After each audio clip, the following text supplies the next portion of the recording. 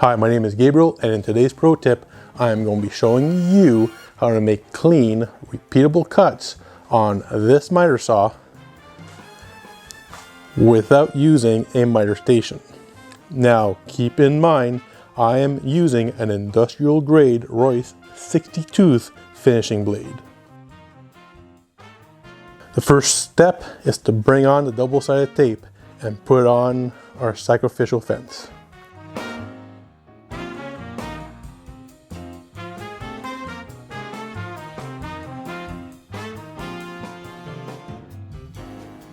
Now we are using floating laminate floor tiles here. Now we're going to be gluing it onto our miter saw, both on the bottom and on the fence. Now we make the first cut. And we have a zero clearance fence and bottom plate.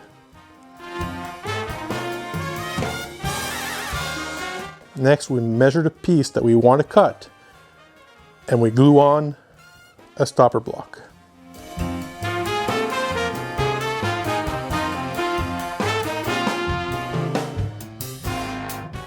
Now we are all set up to make as many cuts as we need of this length with minimal to zero tear out.